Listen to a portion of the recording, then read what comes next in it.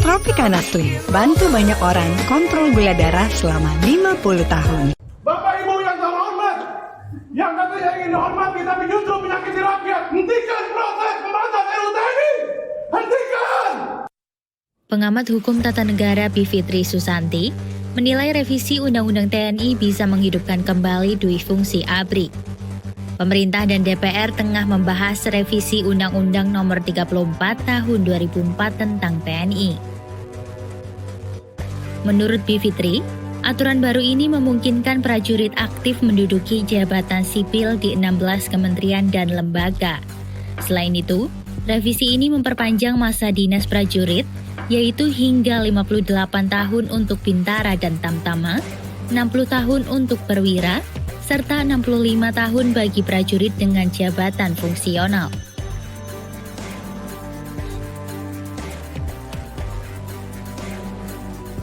Bivitri menyatakan bahwa revisi UU TNI bisa dilakukan jika diperlukan, tetapi perlu dipastikan tidak mengarah ke pemerintahan yang militeristik.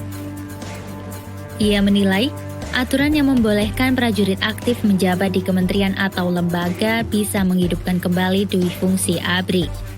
Menurutnya, dui fungsi terjadi saat TNI tidak hanya berperan di sektor pertahanan, tetapi juga di politik dan bisnis. Padahal, Pasal 30 Undang-Undang Dasar 1945 menetapkan TNI sebagai alat negara yang hanya berwenang dalam pertahanan. Sementara Polri bertanggung jawab atas keamanan dalam negeri. Bivitri menegaskan bahwa TNI seharusnya fokus pada pertahanan dan pengelolaan alutsista, bukan terlibat dalam urusan politik, bisnis, atau keamanan dalam negeri.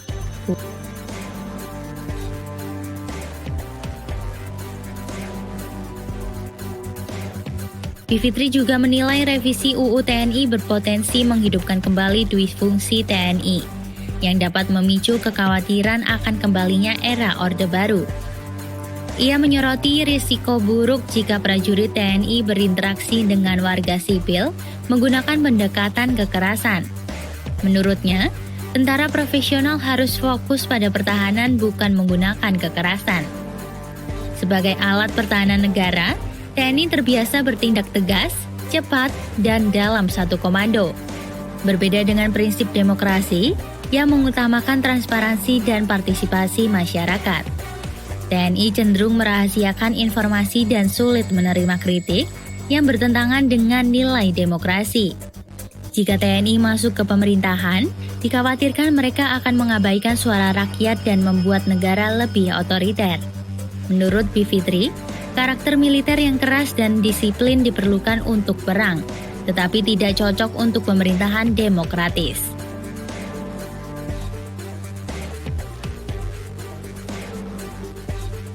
Revisi Undang-Undang TNI dinilai berpotensi melemahkan profesionalisme militer. Koordinator Kontras, Dimas Bagus Arya Saputra, menilai perluasan peran TNI di jabatan sipil dapat menyebabkan dominasi militer, loyalitas ganda, serta pengecualian warga dari posisi sipil. Ia juga mengkritik pasal-pasal dalam revisi yang berpotensi meningkatkan militerisme dan pelanggaran HAM. TNI yang terlibat dalam proyek strategis nasional sering menggunakan kekerasan dan jika revisi disahkan, tindakan tersebut bisa menjadi legal. Dimas menegaskan hal ini dapat mengikis demokrasi dan supremasi sipil.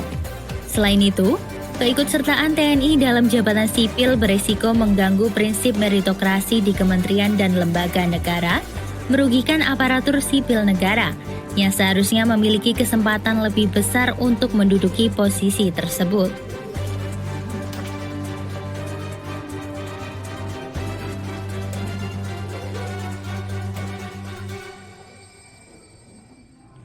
Tolak